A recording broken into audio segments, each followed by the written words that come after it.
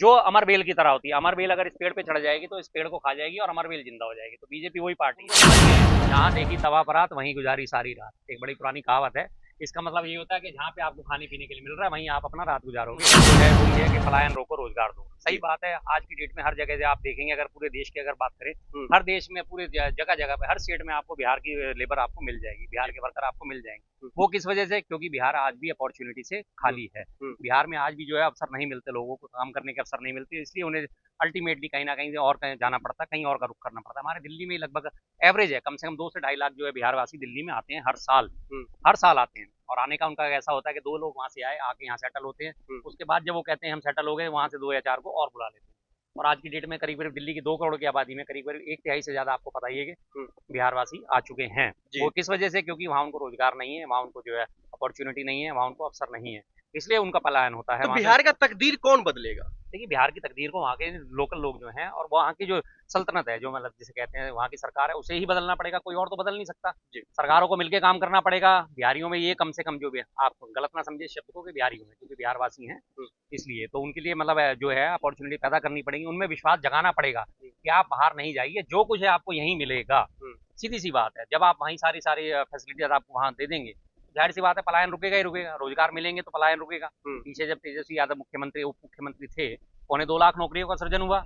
2.25 लाख लोगों का मतलब है आपने कम से कम 10 लाख लोगों को सीधा सीधा रोजगार दे दिया। क्योंकि एक व्यक्ति को भी अगर रोजगार मिल जाता है तो अपने घर में कम से कम 4 या 5 लोगों को तो पाल सकता है। तो जाहिर सी बात है उसके घर से पलायन रुकेगा। लेकिन वो उसमें भी कहा जा रहा था जो इसमें कहीं ना कहीं तेजस्वी यादव जी क्रेडिट खा गए, लेकिन मुख्यमंत्री तो नीतीश कुमार ही थे, उनके ही कार्यकाल में मिला नहीं, ये कहा जा रहा है कि तेजस्वी यादव क्रेडिट खा गए, लेकिन तेजस्वी यादव के आप बयानों पे गौर करेंगे तो उन्होंने साफ कहा था कि ये सब ये मुख्यमंत्री नीतीश कुमार जी की देन है और मैं इसमें सिर्फ माध्यम बना हूं। उन्होंने लगातार उसका क्रेडिट उसको दिया था। अपने कार्यकर्ताओं से भी अपील करी थी कि नहीं, इसमें मुख्यमंत्री जी का ही काम है, मैं तो सिर्फ एक जो है उनका माध्यम बना हूं, इसमें मेरा कोई रोल नहीं है। मैं इसका सारा का सारा ये 2.25 लाख नौकरी का क्रेडिट जो है मुख्यमंत्री नीतीश कुमार जी को देता हूं। लेकिन नीतीश कुमार के जो बेटा है लगातार वो कह रहे हैं इस बार फिर से मौका मिलना चाहिए, क्योंकि बिहार का विकास जो है मेरे पिताजी नीतीश कुमार ने किया है। 9 बार मुख्यमंत्री के बनने के बावजूद भी कह रहे हैं फिर से मौका मिलना चाहिए। बार बार वही वाली बात, वही रिपीट किया। इस बार हमें बना दो तो हम ये कर देंगे, इस बार हमें बना दो हम ये कर देंगे, इस बार हमें बना दो।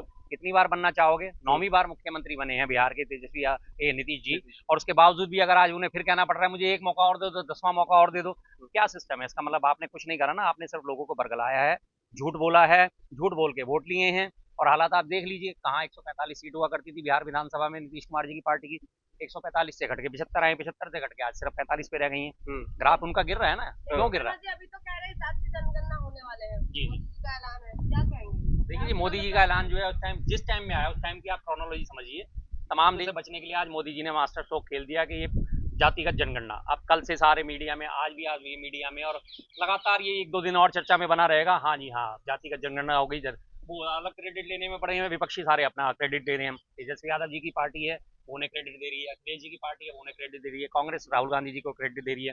लेकिन जो मेन मुद्दा था, जो मुख्य मुद्दा था, उस पर से आज लोगों का ध्यान हट गया है। और सिर्फ क्रोनोलॉजी में 3 या 4 चीजें शामिल होती हैं। सबसे पहले तो पहलगाम मुद्दा जो आता है, इस पे से लोगों का ध्यान हटा है। दूसरी बात आपने देखा होगा भी CWG कॉमनवेल्थ घोटाला जो था, उसमें कोर्ट ने सबको बरी कर दिया है। क्लोजर रिपोर्ट दाखिल हो गई है, उन्होंने कोई अपील नहीं लगाई, फैसले से संतुष्ट है ईडी, कोई घोटाला नहीं हुआ। कांग्रेस के सारे नेता जिसमें ऊपर अपनी राजनीतिक रोटियां सेकी थी, आम आदमी पार्टी के अरविंद केजरीवाल साहब ने भी और साथ में बीजेपी ने भी अपनी अपनी राजनीतिक रोटियां खूब सेकी थी। कॉमनवेल्थ घोटाला, कॉमनवेल्थ घोटाला, आज वो कहें सब बरी हो गए, अब सबके मुंह बंद हो गए हैं, टोटल सबके मुंह बंद हुए पड़े हैं। जी, लेकिन अभी जो बिहार की हम चर्चा करें तो बिहार में प्रशांत किशोर एक नया नाम उभर कर के आ रहा है। लग रहा है जो बिहार वासियों के लिए वो अच्छा कामकाज करेंगे, तो वो लगातार कह रहे हैं जो मैं उन तमाम पार्टियों से हटकर काम करूंगा। हटकर काम करूंगा। उन्होंने अपनी एक जनसुराज यात्रा भी निकाली थी, जिसमें उन्होंने दावा करा था कि मैं बिहार में भूचाल ला दूंगा, बिहार का जनमानस मेरे साथ जुड़ जाएगा। कितने लोग जुड़े उनकी जनसुराज यात्रा में? लोग उनको समझ गए हैं। जहां देखी तवा परात वहीं गुजारी सारी रात, एक बड़ी पुरानी कहावत है। इसका मतलब ये होता है कि जहाँ पे आपको खाने पीने के लिए मिल रहा है वहीं आप अपना रात गुजारोगे। तो इससे पहले वो बीजेपी की बैटिंग भी कर चुके हैं, इससे पहले वो अखिलेश यादव जी के लिए भी काम कर चुके हैं, फिर वो कांग्रेस में भी आए। कांग्रेस में उन्होंने कहा सारा का सारा हिसाब किताब मेरे से ही चलेगा, मुझे हर चीज का इंचार्ज बनाया जाए, सोशल मीडिया का इंचार्ज बनाया जाए, तमाम फैसले मैं ही लूंगा। अल्टीमेटली उनकी दाल माँ पे नहीं गली, तेजस्वी यादव साहब के पास गए, उन्होंने भी उनको घास नहीं डाली। अल्टीमेटली उन्होंने अपनी एक जनसुराज जो है वो पार्टी बना के आज वो कोशिश कर रहे हैं कि मुझे फिर से कोई सर्वसम्मति मिल जाए कि जनता मुझे एक्सेप्ट कर लेगी। ऐसे बार बार इधर उधर फैलने वालों के लिए, जिनकी अपनी आस्था एक जगह नहीं टिक रही, उनको कोई कैसे एक्सेप्ट कर लेगा। लेकिन राजनीति का चाणक्य कहा जाता है ना उनको। अरे सर, चाणक्य साहब से तो किसी की भी तुलना आज की डेट में बहुत गलत है। आज की डेट में किसी व्यक्ति में इतना दम नहीं है कि उसे राजनीति का चाणक्य कहा जा सके। चाणक्य साहब जो थे वो चाणक्य ही थे, और आज की डेट में किसी में इतना दम नहीं है, उनके नाखून के बराबर भी नहीं है, पैरों की धूल के बराबर भी नहीं है। आप कहने के लिए अपने प्रचारण में कुछ भी करवा रही प्रचारित करवाते रहिए, जैसे आजकल हमारे अमित शाह जी को भी राजनीति का चाणक्य कहा जाता है। चाणक्य साहब ने क्या ऐसे ऐसे काम करे थे? चाणक्य साहब ने क्या रेड कार्पेट पे जाके मृतकों को श्रद्धांजलि दी थी? ये सब कहने की बातें सिर्फ अपने बारे में फैलाई गई अफवाहें होती हैं। अपने लोगों से ही, अपनी पीआर टीम से फैलवा दिया जाता है, हाँ जी हम ऐसे हम वैसे। लेकिन प्रशांत किशोर जो है सर, वो लगातार जो गरीबों की बात हो या फिर शिक्षा की बात हो, पलायन रोको की बात हो, ये सब तो कर रहे हैं। उनको फिर मौका क्यों नहीं देना चाहिए? नहीं, मौका तो देना तो तब चाहिए ना जब उनकी अपनी एक क्रेडिबिलिटी तो हो, किसी एक जगह वो टिक के तो बैठे। वो अपनी एक पीआर एजेंसी चलाते हैं। मैंने आपको बताया कि उन्होंने अखिलेश यादव जी के लिए भी काम करा, तेजस्वी जी के लिए भी काम करा, बीजेपी के लिए भी काम करा था और कांग्रेस के लिए भी काम करा था। तो लोगों में किस मुंह से जाएंगे कि मैं किस पार्टी को समर्थन करता हूँ, मैं किस पार्टी की विचारधारा का समर्थन करता हूँ, या मैं किस विचारधारा का समर्थन करता हूँ? वो तो पार्टियों को समर्थन करने जहाँ से उन्हें पैसा मिलता है, जहाँ से उन्हें पीआर एजेंसी का पैसा मिल जाता है, उसी में वो लग जाते हैं। मैं अगर जो जनता के बीच में जाऊंगा, मैं जनता के बीच में कोई एक नया विकल्प तो रखूं। लेकिन उनके आने से किस पार्टी को फायदा नुकसान होगा? क्या कुछ नहीं, वो बिल्कुल नगण्य हैं। उनका ना कोई फायदा होने वाला, ना नुकसान होने वाला, ना उनको वोट मिलने वाले। जन स्वराज यात्रा में आपने सबने देख ही लिया कि जगह जगह गए, मुखियाओं से मिल रहे हैं, इससे मिल रहे हैं, कहीं कोई उनका कोई जन समर्थन नहीं था। 10-20-50 लोग उनके साथ शामिल होते थे, उसके बाद कुछ नहीं, कहीं कोई उनके पैरोकार नहीं मिले, सबने उन्होंने नकार दिया। जब सबने नकार दिया, अल्टीमेटली वो फिर घूम फिर के वापसी पार्टियों के आसपास मंडरा रहे। भविष्यवाणी जी, नीतीश जी की जो राजनीति है वो तो खत्म हो ही रही है। नीतीश जी के आपने देखा होगा तमाम वीडियोस वायरल हो रही हैं जिनमें उनकी भावभंगिमाओं को दिखाया जा रहा है कि उन्होंने कैसे बात करी, कैसे नहीं बात करी, और वो किस तरह से बैठे हैं, आधी कुर्सी से लुढ़के जा रहे हैं, जनगण मन हो रहा है और उस दौरान वो चल दिए हैं, एक महिला को कंधे पकड़ के घुमा रहे हैं। तो आज उनके लिए जो प्रचारित करा जाता है नीतीश कुमार जी के लिए कि इनका मानसिक संतुलन गड़बड़ा चुका है। और ये बात मैं पहले भी कह चुका हूँ, 2-2.5 महीने पहले भी मैंने इस बात को बोला था कि अब आने वाले हर रोज, हर तीसरे चौथे दिन आपको इस तरह की तमाम वीडियोस देखने को मिलेंगी जिसमें ये दिखाया जाएगा कि नीतीश कुमार जी का मानसिक संतुलन गड़बड़ाता जा रहा है, या ये कुछ ना कुछ गड़बड़ करने लगे हैं और नीतीश कुमार जी को बिल्कुल खुड्डे लाइन लगा दिया जाएगा। उन्होंने इस पार्टी का समर्थन करके अपनी जिंदगी की सबसे बड़ी भूल करी है। बीजेपी वो पार्टी है जो अमर बेल की तरह होती है। अमर बेल अगर इस पेड़ पे चढ़ जाएगी तो इस पेड़ को खा जाएगी और अमर बेल जिंदा हो जाएगी। तो बीजेपी वही पार्टी है। अपनी सारी सहयोगी पार्टियों को आज देखिए, बीजेपी निकल चुकी है। शिरोमणि अकाली दल आपको कहीं नजर आता है? नहीं नजर आएगा। पीडीपी के साथ मिलकर सरकार बनाई थी, आज पीडीपी हमले होते हैं। कैप्टन अमरिंदर सिंह की पार्टी के साथ सरकार बनाने की कोशिश शुरू करी थी, उनके साथ अलायंस करा था पंजाब के चुनावों में, अमरिंदर सिंह साहब को तोड़ के लाए, अलग पार्टी उनकी बनवाई। उसके बाद कहाँ है आज अमरिंदर सिंह साहब? कोई नहीं जानता। तमाम छोटी बड़ी पार्टियां, उनका आ जाता पता ही नहीं है, कोई नहीं जानता है। ये इनका पार्टी का खासियत है। ऐसा कोई सगा नहीं जिसे बीजेपी ने ठगा नहीं। नीतीश कुमार जी भी आज उनके जाल में फंस चुके हैं पूरी तरह। उनका कोई वारिस नहीं है, कोई उनका उत्तराधिकारी नहीं है। नीतीश कुमार, बिहार में आपकी बार किसकी सरकार? इंडिया गठबंधन। कैसे? तेजस्वी यादव जी का ग्राफ लगातार बढ़ रहा है, कांग्रेस की स्वीकार्यता वहां लगातार बढ़ती जा रही है। और सबसे बड़ी बात, बिहार को हम एक तरफ से अगर नजरिए से देखें तो उत्तर प्रदेश और बिहार में सबसे ज्यादा जातिगत बातें होती हैं। मानते हैं इस बात को, क्योंकि महादलितों के आपको याद होगा 85 घर भी जला दिए गए थे, तो वहां पे जातिवाद बहुत हावी है। और जातिवाद को तोड़ने के लिए राहुल गांधी जी और तमाम विपक्षी नेताओं ने लगातार जातिगत जनगणना की बात करी थी, जिसपे अल्टीमेटली सरकार ने स्टैंड लिया है, झुक गई है सरकार और इसकी घोषणा कर दी। हालांकि घोषणा करने के बाद भी ये लोग चाहते हैं कि हमें इसका क्रेडिट मिले, लेकिन आज उनके मैं बयान अगर याद करूं तो कभी हमारे नितिन गडकरी साहब भी कह रहे थे, जो करेगा जातिगत जनगणना की बात उसको पड़ेगी लात।